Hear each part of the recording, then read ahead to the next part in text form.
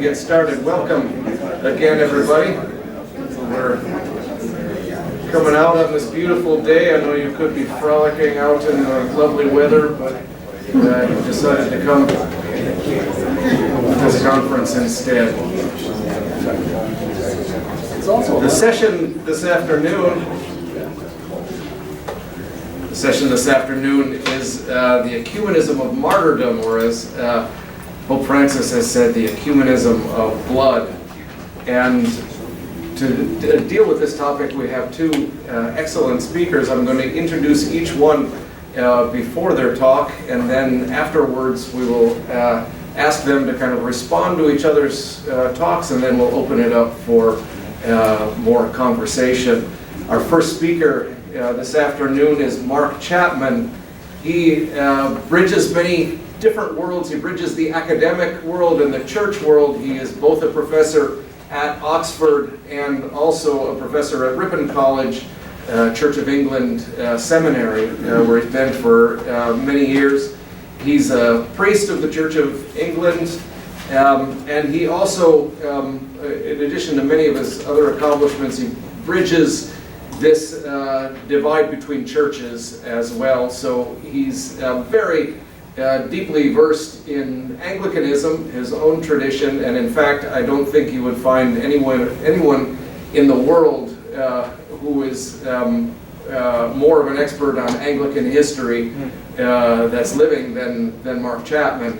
At the same time, he also extends outwards into ecumenical conversations and is on the Council for Christian Unity of the Anglicans, which is the ecumenical body of the Anglican Church, and has been involved in many ecumenical projects as well. I just asked him if there's anything else he wanted me to say about him other than what's listed on his biography, and he said, overworked and underpaid.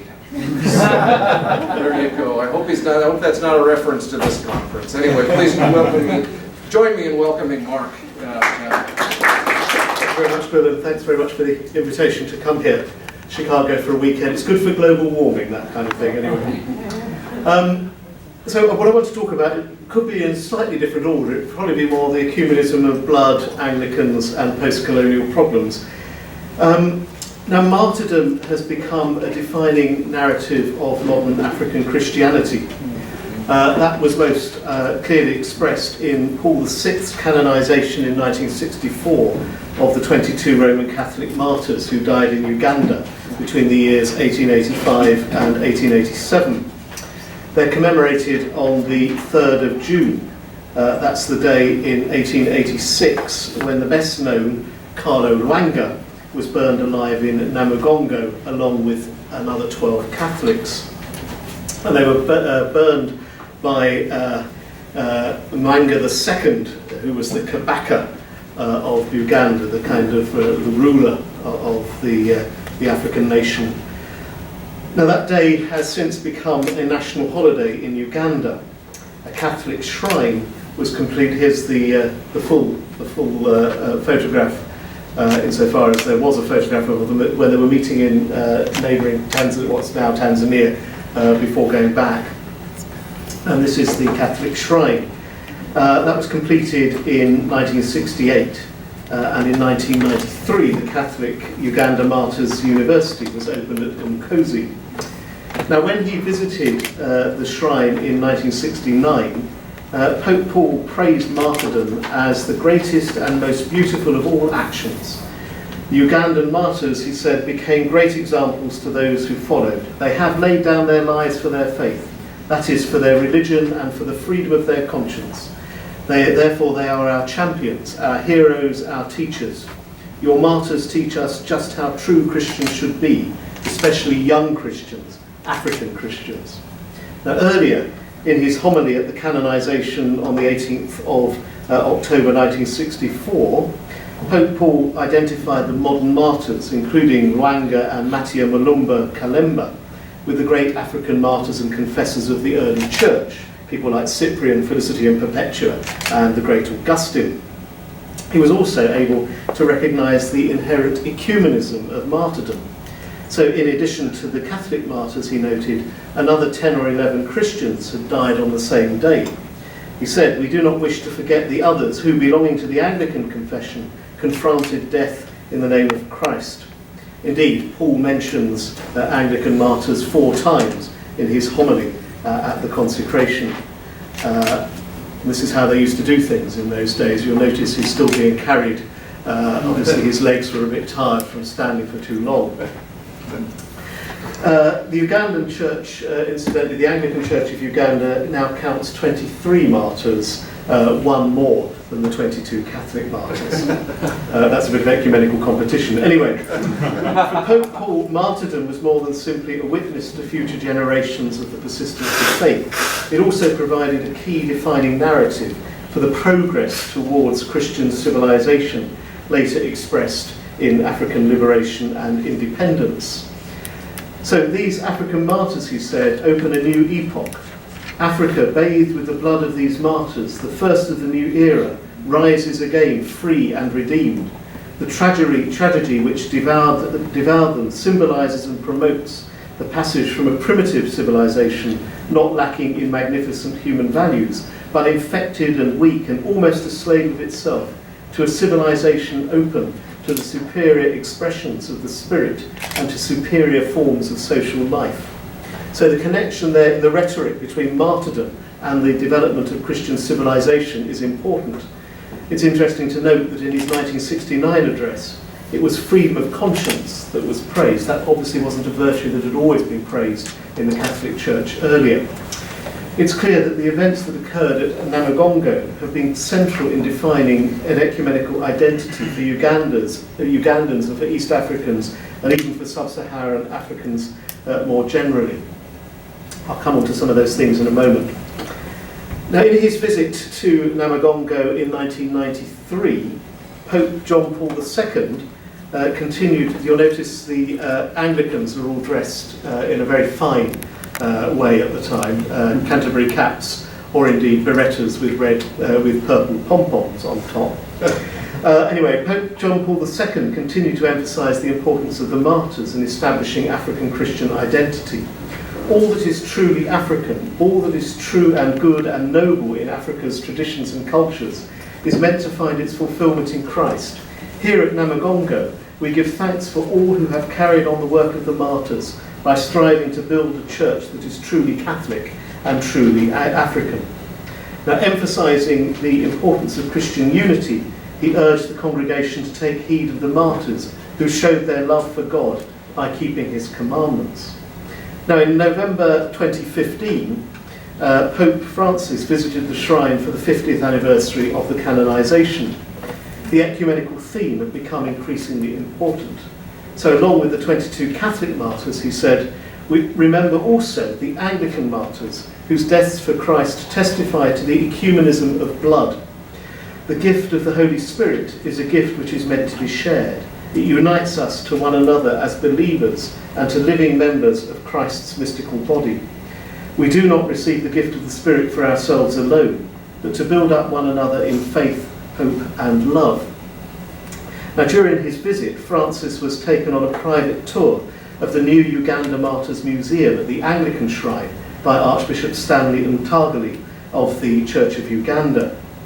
As they meditated at the fire pit where the martyrs were burnt in 1886, Francis simply said, "This is ecumenism."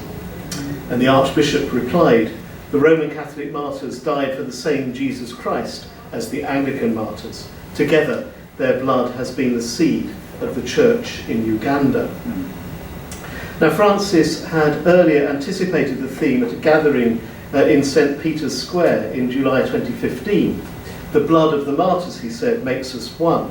We know that those who kill Christians in hatred of Jesus Christ before killing do not ask, "Are you an evangelical or Anglican or Orthodox?"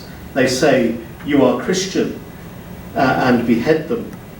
Shortly afterwards, Raniero Cantalamessa, preacher to the papal household, preached to the Church of England's General Synod at its inaugural service in the presence of Her Majesty the Queen.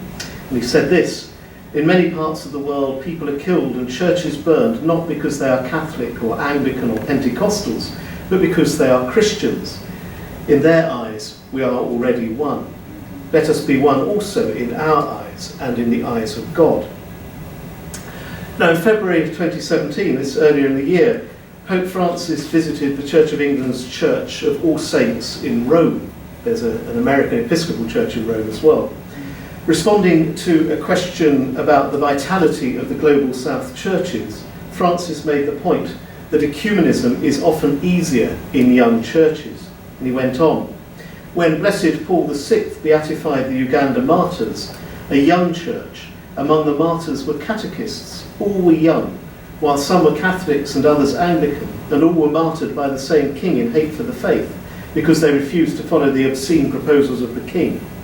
And Paul VI was embarrassed, saying, I should beatify both groups, they are both martyrs. But in that moment of the Catholic Church, such a thing was not possible.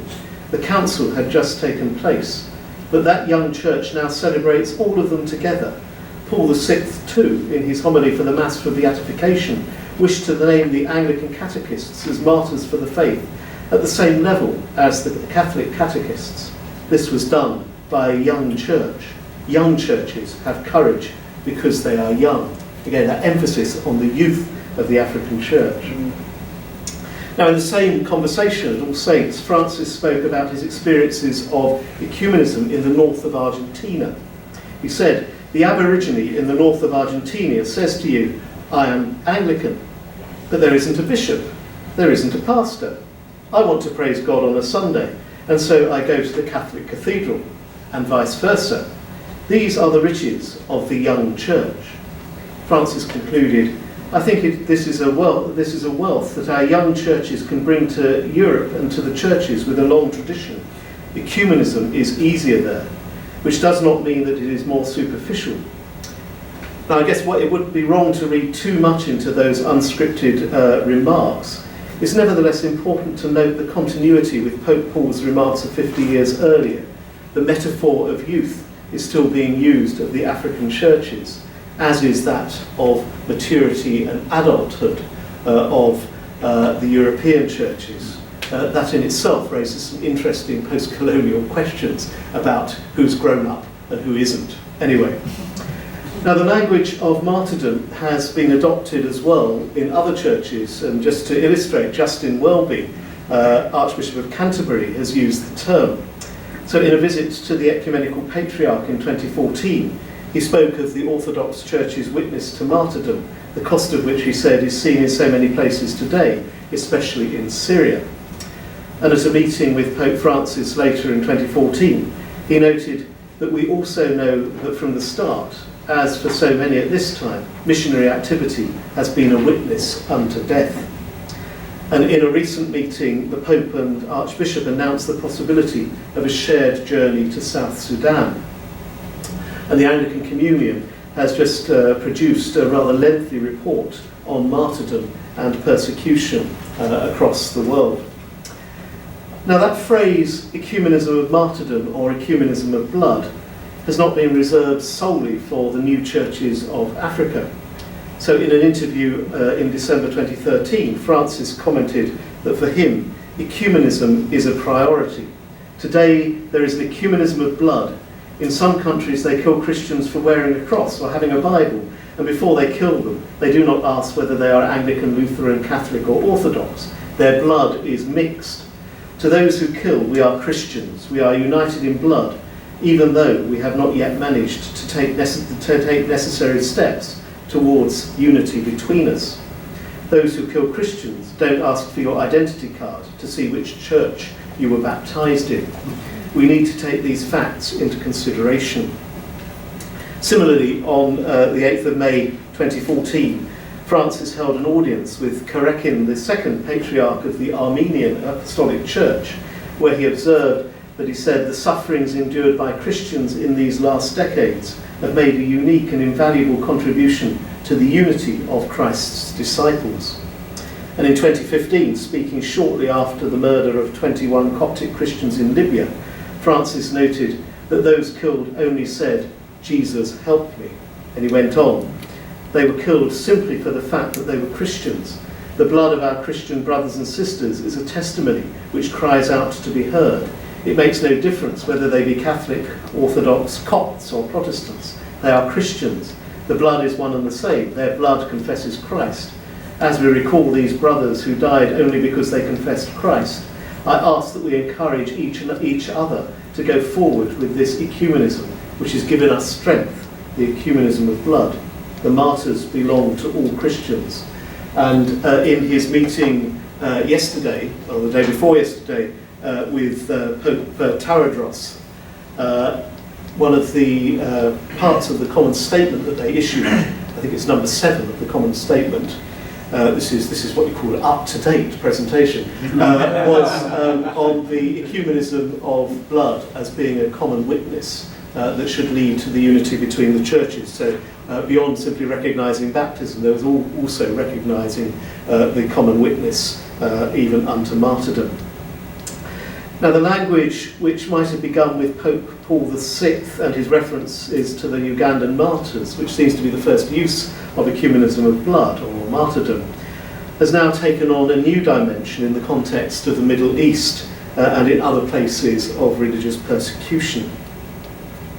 Now, I just want to raise in the last few minutes some questions. Several questions that this renewed emphasis on an ecumenism of blood raises.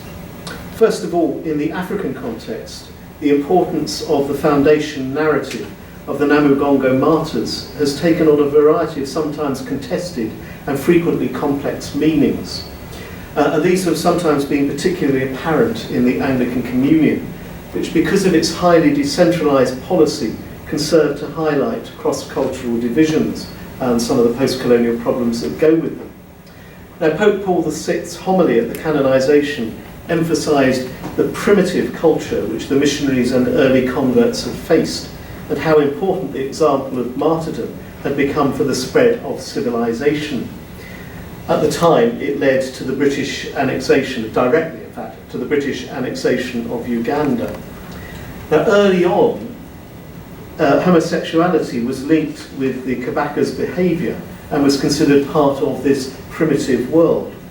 An account of the martyrdom by J.P. Thunen, a Catholic historian from the 1940s, for instance, reveals some of the reasons behind the martyrdom. He said this: at that time, the king practiced the works of Sodom. Muslims and pagans were prepared to do those things with the king, but the Catholics absolutely refused. For that reason, the king began to detest us and deliberated with the pagans and Muslims about putting us to death, us, the Catholics. So it's interesting to note, however, that this explicit linking of homosexuality was not made in the process of canonisation, and in Catholic discourse generally it's been rather played down, even if Francis did mention it in his meeting at All Saints Church in Rome.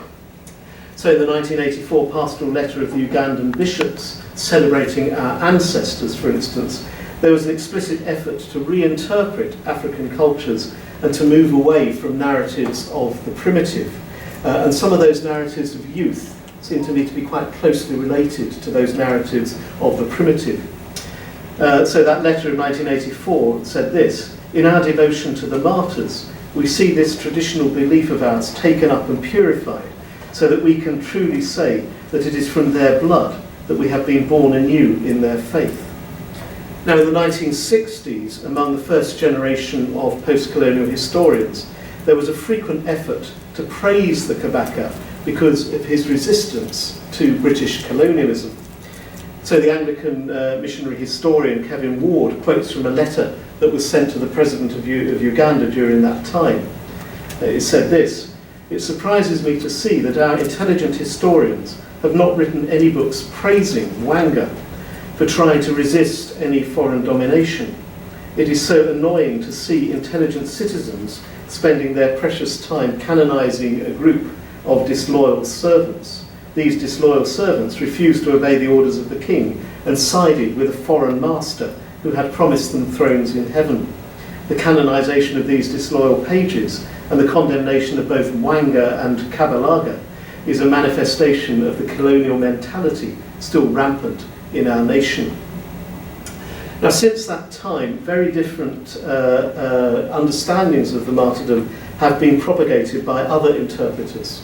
So, speaking in Namugongo in 2010, President Museveni of Uganda claimed that, he said this: "The African church is the only one that is still standing against homosexuality.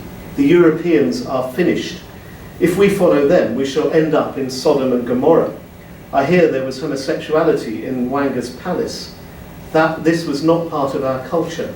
I hear he learnt it from the Arabs. But the martyrs refused these falsehoods and went for the truth, which is why we are honouring them today." Interesting change in the rhetoric.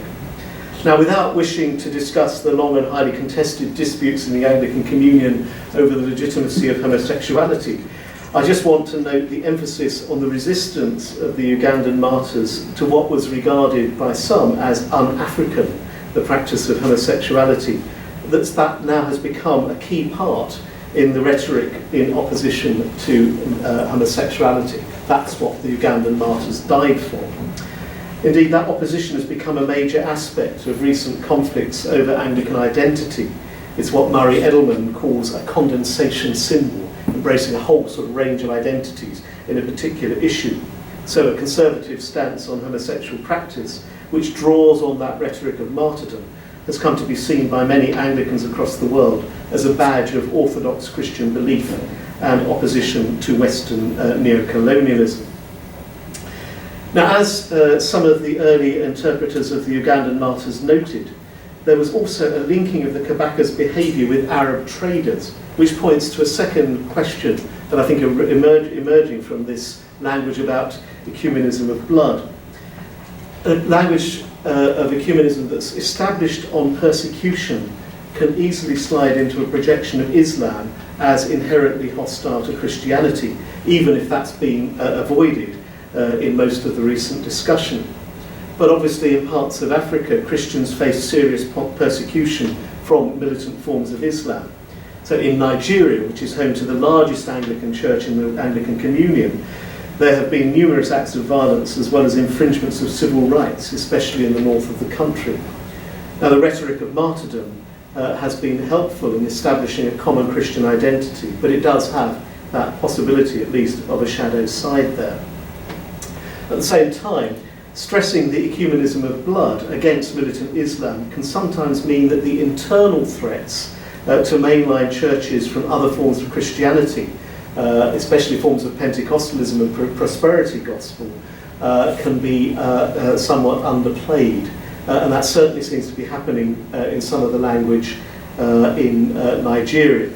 So in the Anglican Church, there's been the development of what Jesse Zink calls Anglo-Costalism, reshaping Anglican identity, Anglican worship through this impact of Pentecostalism. So just a few conclusions.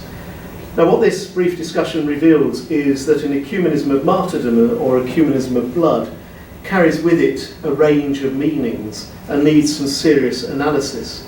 The rhetoric of modern martyrdom has a complex cultural baggage of the missionary enterprise of the colonial churches.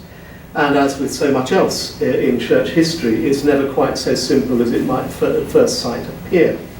Furthermore, the absoluteness of the language of martyrdom, and it's a quick way into heaven if you die a martyr, which is used by religious militants from across the spectrum, means that it's a high-risk strategy to use and could potentially lead to a demonization of Islam.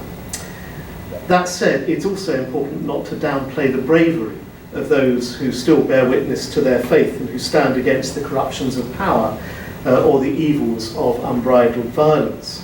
So a later Ugandan Anglican martyr, Archbishop Janani Luwum, was killed on the orders of Idi Amin in February 1977.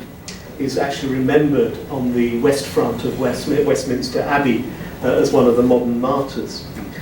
His empty tomb, they never found his body, but he has a tomb. His empty tomb continues to inspire political resistance to this day in Uganda. So the final words can go to him. So instead of being something that discourages us, the empty grave spoke to us of the victory that we have over death, that whatever happens to a person's body, there is an everlasting life that is quite indestructible. Thank you. Thanks so much, Mark, for that really interesting and provocative presentation. You've given us a lot to think about and discuss. The questions at the end are not ones that are easily answered. I'd like to introduce now our second speaker in this session, Michael Cooper White. He is the president of Lutheran Theological Seminary in Gettysburg, Pennsylvania, and has been since the year 2000. He just told me that he was, his retirement celebration was a few days before coming here. So that means, I think, that you can say whatever you want. Yeah, what are they going to do? Fire you? Michael, you can read his accomplishments there. I just want to point out a few of them. He has an interesting biography. He spent time in Chile a couple of years working in a poor neighborhood, La Faena of Santiago, right at really the worst part of the repression of the Pinochet military regime. The coup was September of 1973, and Michael arrived in 1974. And so that's going to be a lot of what he's talking about here, that very intense time of persecution. That wasn't his last stint as an inner city minister in an inner city environment. He's also served in California and Chicago under similar circumstances, and his being fluent in Spanish has helped him to kind of cross those boundaries in other places as well.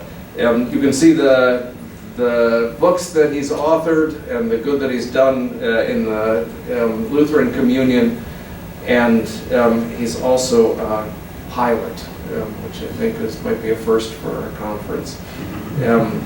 Please welcome Michael. Thanks very much for those kind words, and I, like all the other speakers, want to thank the Center for this marvelous invitation to be part of this event, which for me is a wonderful kind of capstone of my active years of ministry. In fact, it feels like coming full circle to be able to go back and talk about when my public ministry really began 42 years ago, that internship experience in Chile, and now to reflect back all those years, looking back from the end of the road, as it were, and what a privilege to be in this community, this international community, with these rich reflections on our common mission. Yesterday, Juan gave you an introduction to that era in Chile, and think about his presentation as kind of the wide-angle lens that set the broader context for all that was going on in that South American nation, and more broadly in Latin America in that particular era of time. I'm going to zoom in and offer one kind of case study, again continuing on this theme of the ecumenism of martyrdom. Since the fall of 2001, for millions in the United States and around the world, September 11th conveys a singular meaning. But 28 years earlier, there was another September 11th of equal magnitude in the long, skinny South American nation of Chile. On El Once, or the 11th in Spanish, as it is still known there and elsewhere, Chilean Air Force Hawker Hunter aircraft bombed the Moneda Palace, presidential palace in Santiago. On September 11, 1973, tanks rolled throughout the capital and converged on the Plaza de Armas as a military coup led by Army General Augusto Pinochet toppled the democratically elected government of Socialist President Salvador Allende. Reported in official government press releases as having committed suicide during the final moments before the Moneda Palace fell into military hands, Allende's death is believed by many Chileans to have been at the hands of those perpetrating the golpe del Estado, or military coup. Hailed initially by millions of Chilenos as saviors providing relief from the economic scarcity and social chaos resulting from Allende's 3-year presidency, the new military junta quickly revealed their true colors as they unleashed an unprecedented reign of terror. Under the banner of order and liberty, the Pinochet regime launched wave after wave of repressive measures. A nighttime toque de queda, or curfew, was imposed and lasted for several years, under which anyone caught on the streets was subject to summary arrest or being shot without questioning. Thousands suspected of being leftist Allende supporters were taken into custody, tortured, and disappeared. Conservative estimates are that more than 3,000 Chilean citizens and others were snatched up by the dreaded DINA, the Departamento de Investigaciones Nacionales, or secret police, taken up, tortured, and executed. For months after the coup, cadavers were routinely spotted floating down the Mapocho River in Santiago and other parts of the country. Within days of the unleashing of the Pinochet's regime of murderous mayhem, a handful of Christian leaders began to respond. Most prominent were the Roman Catholic Cardinal Archbishop of Santiago, Raul Silva Enriquez, and the Reverend Helmut Friends, Bishop of the Evangelical Lutheran Church in Chile at the time. Together with others, these two courageous Christian bishops formed the Committee for Peace, which began sheltering and offering succor to those fleeing for their lives. By the hundreds, former Allende government officials, controversial university professors and students, and others being persecuted by the junta's forces of terror were spirited into and granted political asylum by embassies of countries willing to receive them as refugees. I should add the United States was not among them.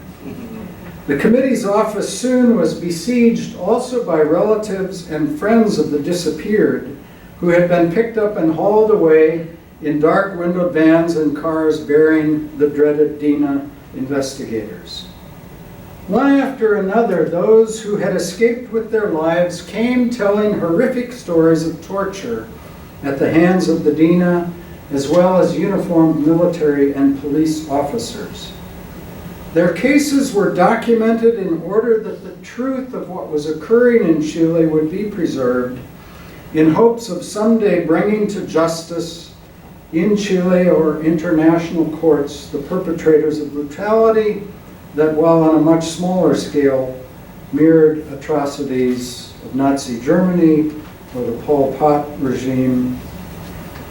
As I would observe and play a small role a decade later in El Salvador during the height of the war in that tiny Central American nation, as a young seminarian in Chile, I was privileged to have a front row seat witnessing what we've been talking about this afternoon as the ecumenism of martyrdom.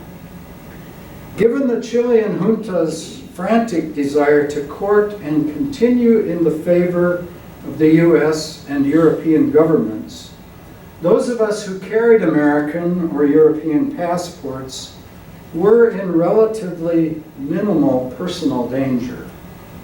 Though, of course, when bullets start flying from machine guns, there may not be a prior request to see the carnet, identity card, or pasaporte. Indeed, few Americans or Europeans were actually martyred in Chile, though quite a few, including the US intern who preceded me the year before, did have to be spirited into embassies and out of the country when accused of being communist sympathizers aiding those being persecuted. But many of those we sheltered and aided later themselves were martyred, or had sisters, brothers, mothers or fathers disappeared.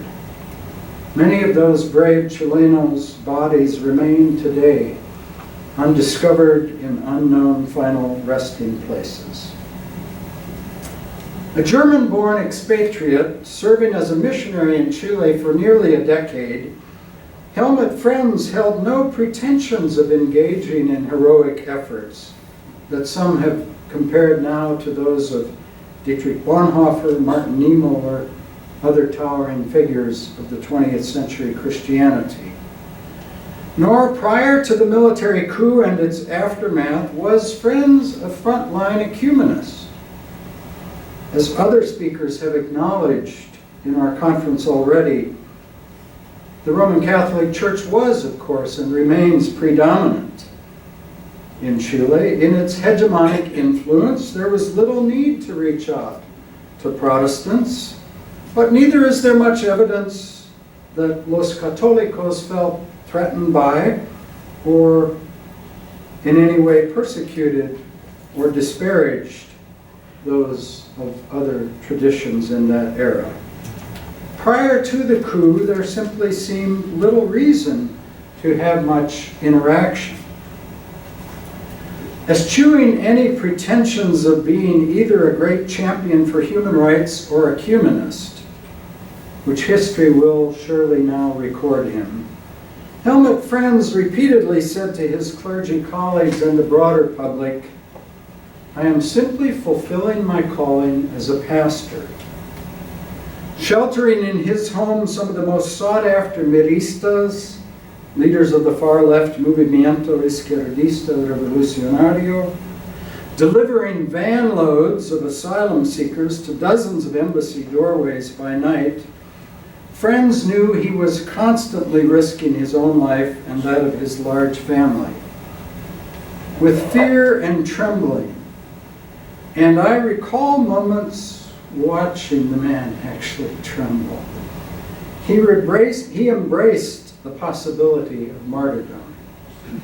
Boldly, he joined the Cardinal Archbishop and other religious leaders in public statements decrying the outrages being perpetrated by Pinochet's police, paramilitary units, and armed forces.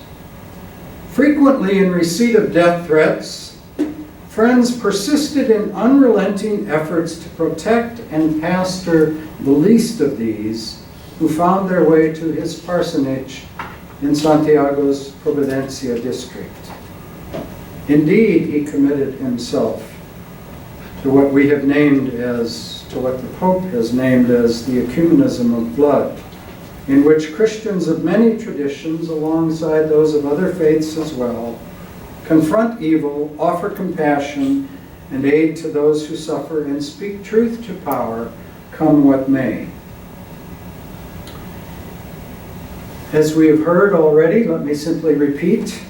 At Christmas 2013, when asked if Christian unity were a priority for him, our current Pope said of martyred Christians, "Before they kill them, they do not ask whether they are Anglican, Lutheran, Catholic, or Orthodox. Their blood is mixed. To those who kill, we are simply Christians. We are united in blood, even though we have not yet managed to take necessary steps toward unity between us, and perhaps the time has not yet come." In forming the Peace Committee in partnership with Bishop Silva and Aristia, Helmut Frenz became a blood brother with his Catholic counterparts. As news stories and photos of the bishop standing shoulder to shoulder began appearing in Chile, despite the high levels of state control over the press, they gave powerful witness in Chile and throughout the globe to what might be called ecumenism of the streets.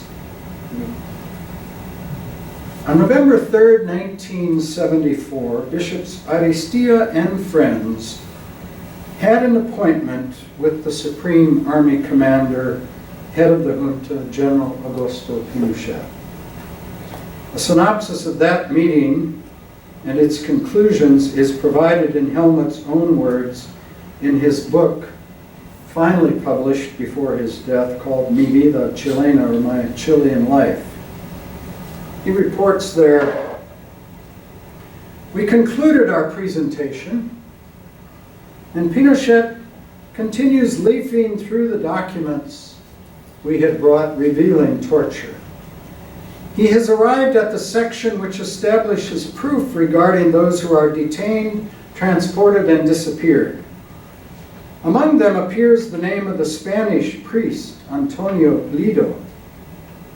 Bishop Aristia prepares to expound further on the case of the disappeared Father Antonio, but Pinochet brusquely interrupts him, pointing his finger at the priest's picture and declaring, 'This is no priest, this is a terrorist.'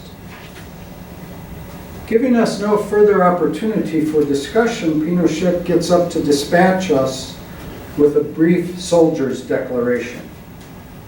'Look here, gentlemen, you are both priests who work within the church and can have the luxury of being merciful and generous. I am a soldier, and as the chief of state, I am responsible for the entire Chilean people. The people have been attacked by the bacteria of communism, which I must eradicate. The most dangerous communists are members of MIR. They must be tortured, for that is the only way to make them sing. Torture is necessary to root out communism.' With those words, Pinochet put an end to our audience. And Helmut goes on to express just the incredulity that he and Bishop Aristia felt in that moment. They had gone, he says, we went in preparation, we believed we had thought of everything, but not this discourse justifying, acknowledging terror. We had anticipated his denial of the possibility that torture was taking place within his government, or I thought he might play down torture as an occasional undesirable excess on the part of subordinates for which he bore no direct responsibility. I had fully expected that when presented with our ample documentation of torture, he would pretend surprise and see he had no knowledge of it whatsoever. But none of this. No pleading ignorance, no downplaying, certainly no pretended indignation. Instead, justification of torture, with full acknowledgement of the cruel, inhuman, and humiliating events taking place. As Friends' heroic Christian witness and human rights endeavors became recognized around the globe, in 1974 he was awarded the prestigious Nansen Award by the United Nations High Commissioner for Refugees. First granted to Eleanor Roosevelt 20 years previously, the Nansen Award ranks in global prestige second only to the Nobel Peace Prize, for which Friends was also later nominated. Upon receiving the Nansen Medallion in Oslo, Bishop Friends gave powerful witness, declaring, "I try to identify myself with those who are suffering in our world, for I find that in giving myself to them, I encounter Christ the Lord." Finally, in October 1975, while traveling in Europe in search of funds and political pressure that might help halt the reign of terror in Chile, Helmut Friends was declared persona non grata by the Pinochet government and refused re-entry into his beloved Chile. Helmut lived out the remainder of his active ministry in Europe, continuing his service to refugees and the earth's tired and poor. Perhaps a victim of the intensity experienced in Chile, once back in Germany, Friends and his wife Barbara were divorced. Upon his retirement as executive director of Amnesty International in Germany, Friends returned to Chile, where he remained until his death in 2012. Upon his late in life return to Chile, he remarried a young Chilena and fathered 2 more children. when Helmut, his successor, and my vicar father, Esteban Schaller, and I were united in the Friends' home a decade later in 2007, it was an absolute delight watching Helmut bounce his beloved baby girl on his lap. In 2011, Chile's democratically elected president, Michelle Bachelet, invited him to the restored Moneda Palace for a formal ceremony in which she awarded him full Chilean citizenship, following an overwhelming vote by the Chilean Senate. In conferring this high honor upon the one formerly declared an unfavorable person, President Bachelet declared, "With this law, the Republic of Chile recognizes Pastor Friends' great commitment to our community and his courageous dedication in defense of human rights during the most painful and darkest hours of our history." She commented further upon Friends' permanent identification with the most vulnerable among us, to whom he has dedicated and continues giving maximum efforts. Many Chileans today believe that no other action has fostered a greater measure of national reconciliation, perhaps beginning to close at last the most frightful chapter in Chile's long history. As I have observed in my travels and leading student study groups to Central America the past 15 years, ecumenism of the blood tends to wane when bloodshed is diminished. The ecumenism of the streets appears to diminish rather rapidly when the streets grow quieter.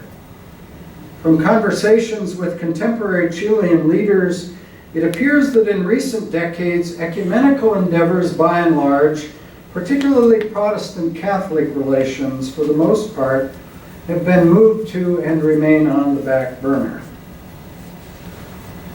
Just in recent months, since the inauguration of a U.S. president, who I must confess, whose very demeanor, particularly facial scowl, reminds me in some way of Pinochet.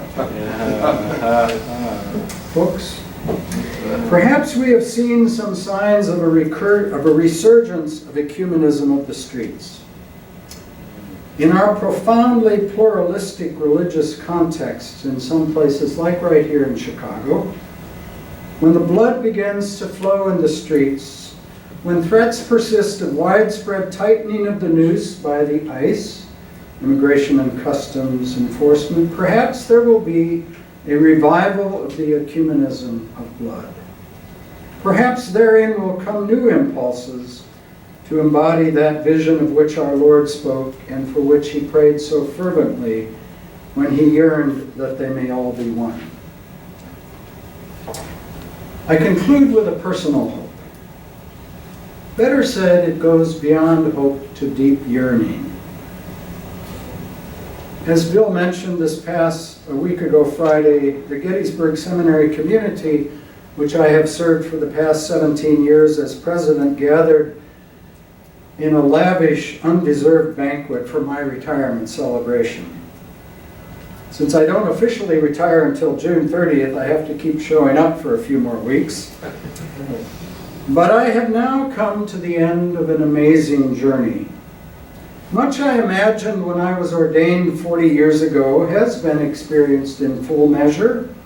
There is satisfaction in some tasks accomplished along the way, but so much remains undone and must now be accomplished by others. And some of those deep yearnings that seemed so within our grasp, and here I speak of the ecumenical fervor I experienced as a seminarian and a young pastor in the 1970s, now seem again removed and beyond our grasp. One must adjust one's hopes and dreams, and I suppose, as with many things, embrace the sad realization, not in my lifetime. Others' eyes may see it someday, but mine will close before it happens. And so I ask at this later stage in my career, has that time of sad acceptance arrived in terms of our ecumenism?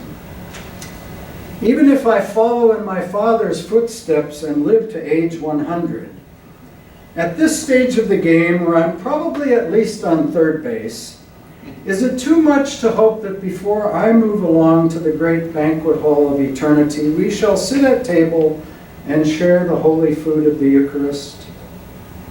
Can ecumenism of the blood give its fullest and boldest witness to our fragmented and polarized world if we do not share the blood of the Savior? On those days when I become a bit discouraged and accept that it may not occur in my lifetime, nevertheless, I do not despair. When I left Santiago and returned to North America in mid-1975, had you told me that within 3 decades in Chile, a democratically elected female president would confer citizenship and pay the highest tribute to the humble German bishop who had been declared a non-person, I would have suggested you rush to find the first therapist who could help relieve you of your delusions. A further sign of hope also emerged in my own community just last week, to my surprise and delight.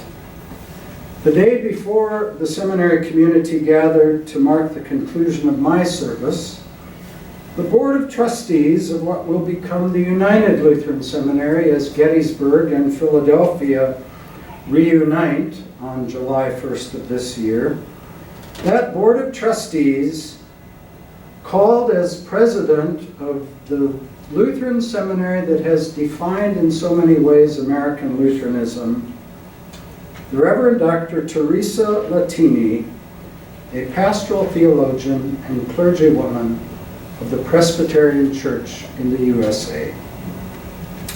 Sometimes God's Spirit really does blow unimpeded where it wills, and the rush of that mighty wind can come upon us unexpectedly and unannounced. Thank you. Well, thanks so much, Michael, for that really stirring account, an eyewitness account of some very dramatic events filled with both terror and hope. Now we have about a half hour for discussion, and I'd like to start it off just by asking if you would each respond to each other's papers, anything that you'd like to ask or say, and then we can open it up for conversation in the whole group. Just a couple of reactions or responses to Michael's talk there. I suppose I was thinking of similarities and differences between the two very different contexts that we were talking about.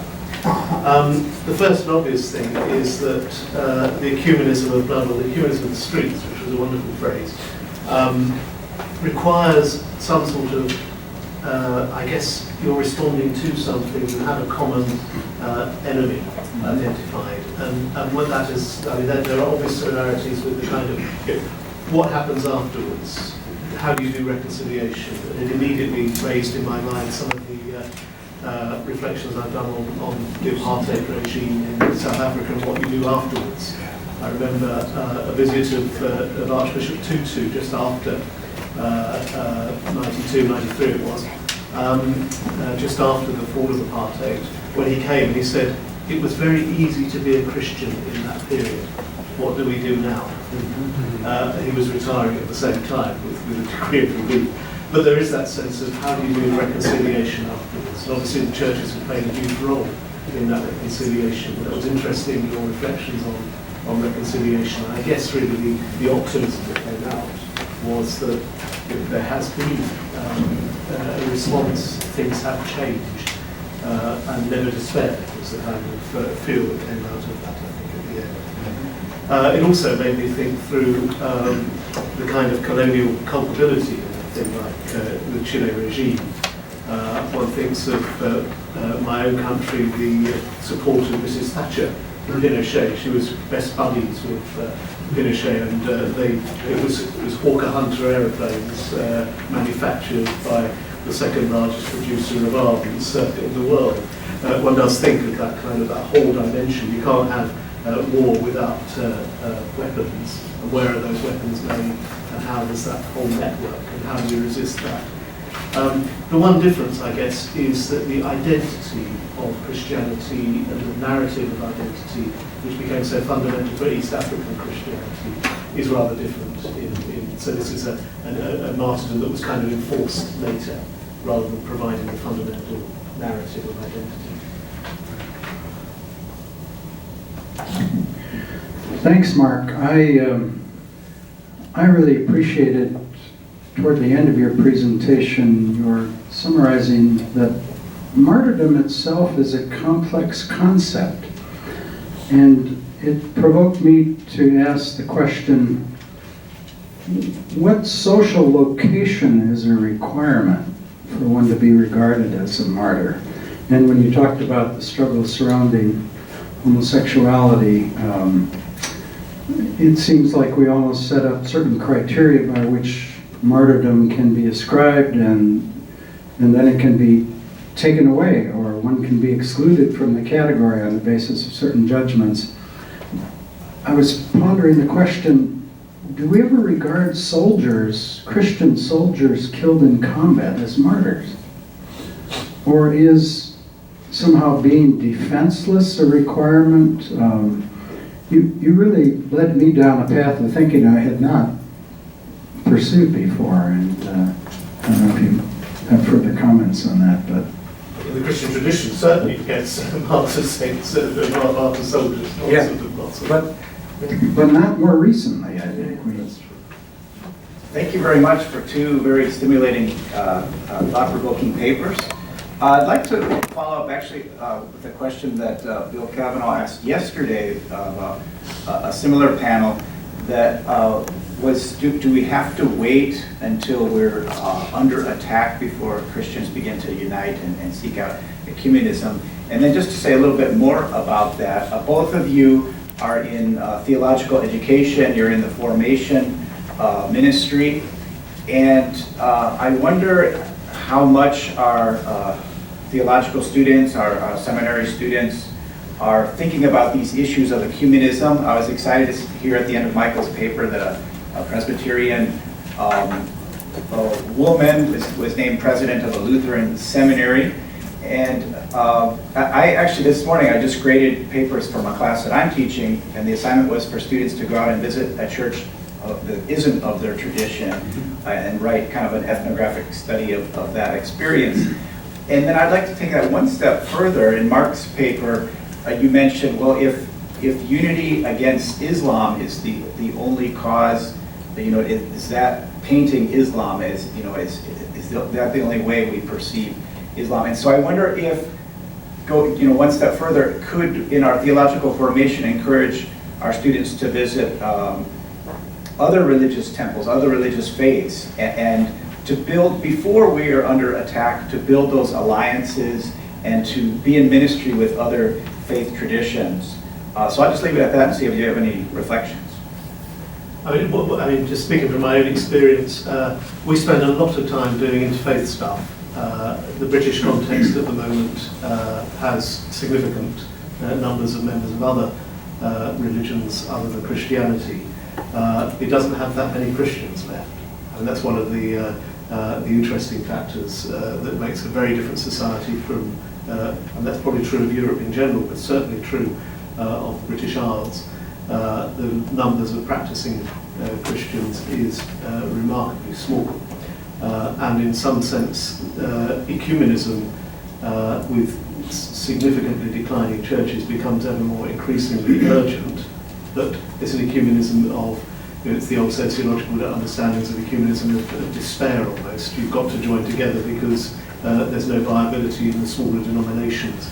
And that means by default you get two dominant denominations, the Roman Catholics and the Church of England, and the others are almost sort of panting at the door, trying to come into ecumenical discussion trying to get people interested in ecumenism in that kind of context is extremely difficult. But the level of interest in interfaith dialogue is very high, and the students all express a great desire to get to know something and to build up the kind of local relationships in a complex world that is so full of, in our context, a very culturally diverse landscape with numbers of very different types, especially of Islam, and a lot of people who are very keen on entering into dialogue from those backgrounds as well. So we do a lot in that kind of, but ecumenism is extremely difficult to get people interested, students interested in ecumenism, except probably with the Roman Catholic Church. I was a seminarian in the early 1970s, mid-1970s, when the Washington Theological Consortium was being formed. And it's still very much in existence, and our school still requires all of our students to take at least one course in a school of another tradition. So for the more timid and reluctant, and I think there is more reluctance than in my era, in the good old days, it sort of forces people to at least look over the fence into one other tradition. I was really excited to come here and be here for this weekend. The disappointment was it kept me Friday night from going with a group of our students to visit a mosque. And we try to create those kinds of opportunities. One of my colleagues, the dean of our seminary, Kristen Johnston Largen, has just published the second volume of a systematic theology written entirely from an interfaith perspective, rather than the more typical apologetic systematics. Every locus, if you will, of theology is explored, from the great faiths tradition in addition to Christianity. So I see some very hopeful signs. And then I mentioned earlier, one of the privileges of my work has been every 3 years or so to lead student groups to places like El Salvador, Nicaragua, and Honduras, and they can't help but be exposed in those contexts to, again, the ecumenism of blood and the ecumenism of the streets, and very ecumenical contexts in which certainly Lutherans and most groups work in those communities and contexts.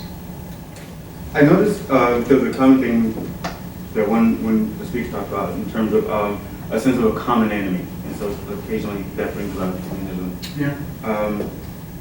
So there are two different images that I kind of, especially, and then you brought up Chicago, and so there are two different conflicting images, and I just kind of want to get your commentary from that. The first one was a couple of weeks ago on Good Friday, when Cardinal Blaise had the Station of the Cross and he went into the Inglewood community.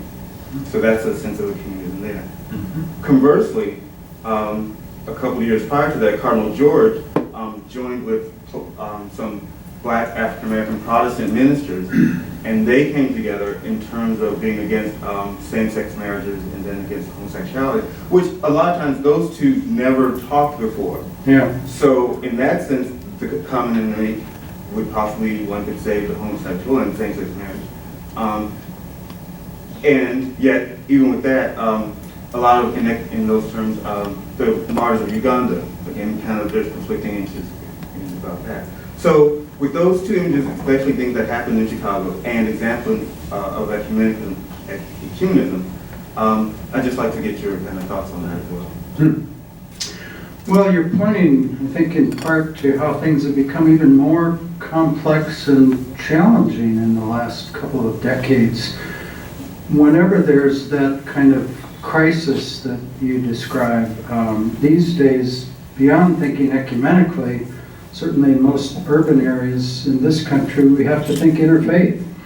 The desecration of the Jewish cemetery in Philadelphia prompted an immediate response. Happened to be, the event was held at our Lutheran Seminary there, but there the Catholic and Episcopal and Lutheran bishops, Methodists and others gathered with imams and with leaders of other faith traditions, so it's become even more, challenging than just working ecumenically within Christian groups in those kinds of responses.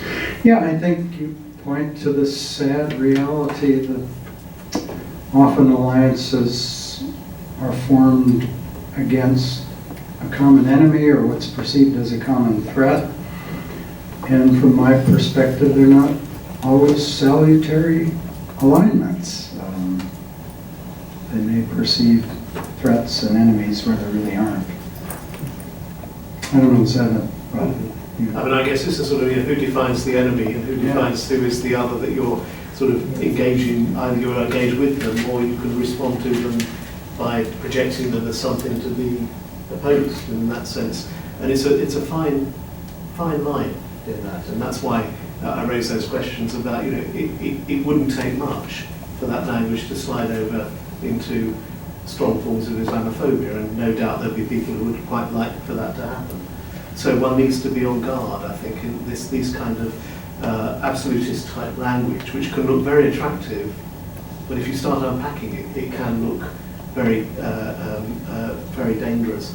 And I suppose the other dimension is one needs to ensure that whenever you're talking like that, you're still engaging with, particularly with Islam, and that's what, certainly that's what the Pope was doing in his visit to Cairo over the weekend, but it's risky, and that's, I wouldn't want to say more than that, but it is a highly risky strategy. And as our friend has said, it can easily, you can use the rhetoric for all sorts of other purposes, as the President of Uganda has done.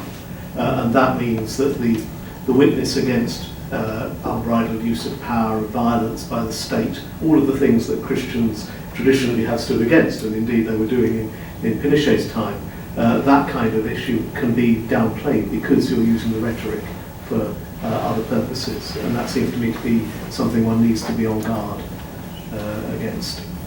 Mark, you're far more the historian than I, but my observation has been generally movements which are founded over against an enemy or schismatic movements tend to be short-lived. When the enemy subsides or when the cause subsides, they tend to evaporate rather quickly. And that's where I think we're kind of groping throughout this conference.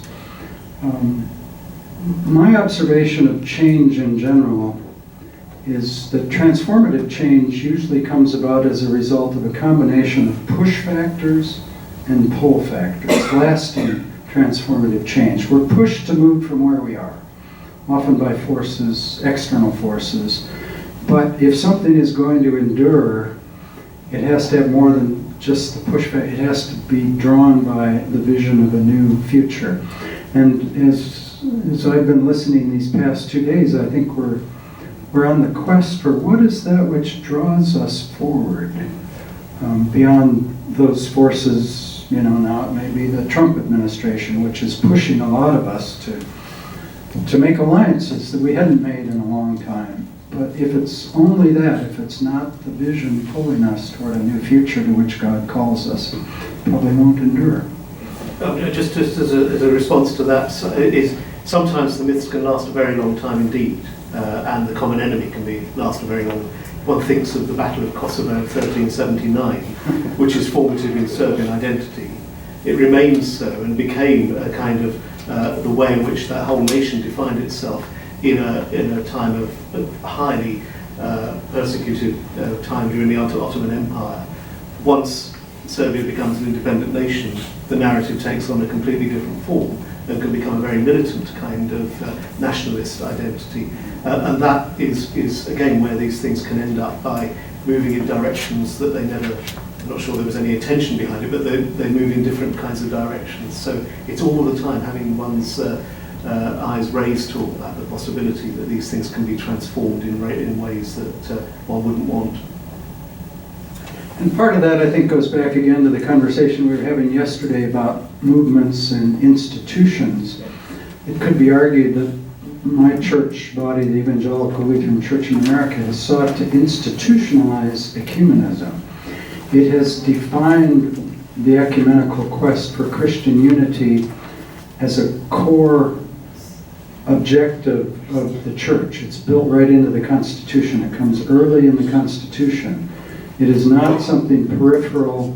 It's not something when we get around to authentically be the church we say we want to be, we must be ecumenical. That's, I think, an attempt to sort of institutionalize the ongoing quest. Can I just make one observation here? There's a glitch on the program. You may have noticed that this session ends at 3 o'clock, but the coffee break begins at 2:30. Next session. 3. So I see. one thing I might suggest. We can go for coffee. I might suggest just that we end at 2:50 and then start the next session at 3:10. So we have a 20-minute coffee break instead of a half-hour coffee break. I imagine everybody That's wants to okay. go for coffee, so. I think we have time for another. Well, let's just take it until 2:50, maybe, if you want to go ahead but let's wrap up now. We're the only thing between them and coffee, Mark. Talk about common enemy. I'm about to be added to this triumvirate of enemies. Thank you both for very stimulating presentations. One of the things that I heard you both say was that there is such a thing as the ecumenism of blood, but that ecumenism of blood is often frustrated. That despite the great hopes of the ecumenism of blood, ecumenism never quite happens.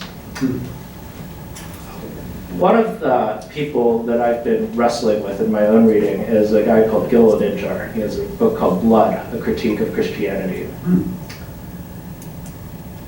This book is a fascinating book, not least because he tries to write as if blood is flowing through the courses of the pages, which means that the book is very difficult to read. But one of the things that I've managed to grasp from this very freewheeling discussion that Odinjar has is this idea that perhaps blood is not only a symbol of Christianity, but that the secularization of blood has led to metaphors and more than metaphorical usages of circulation in political economy. So Mark, your presentation, it seemed to me that the ecumenism of blood is often frustrated by a discourse of neocolonialism and the need to resist neocolonialism. Your presentation, the political economy, the frustrations of a political economy in the background are very evident in the Pinochet and post-Pinochet era. And so I was wondering, my question is,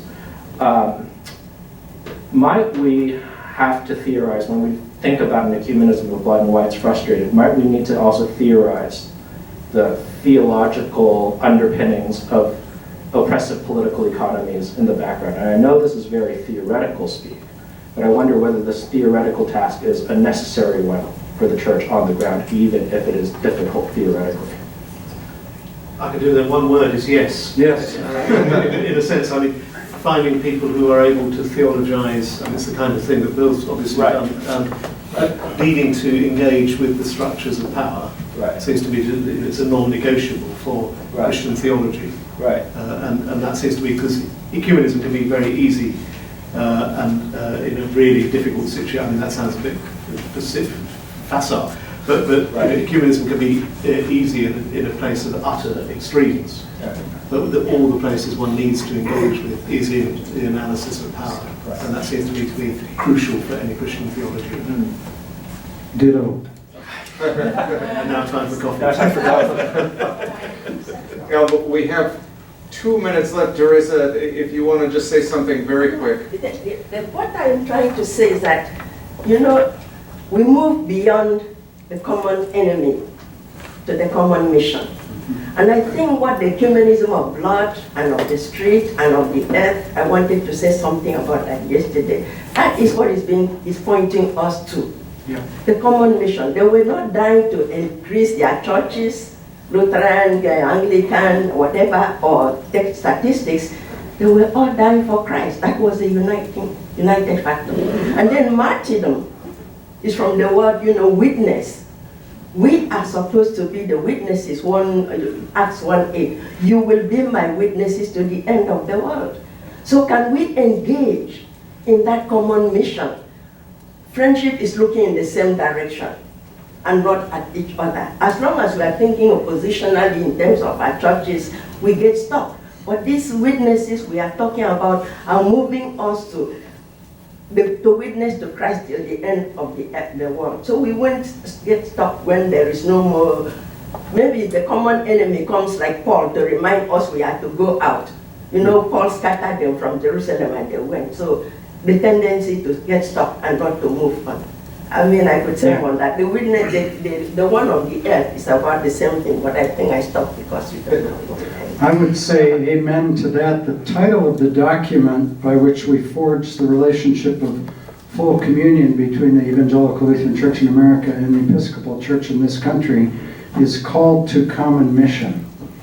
And that has been a powerful way to frame things. Thank you.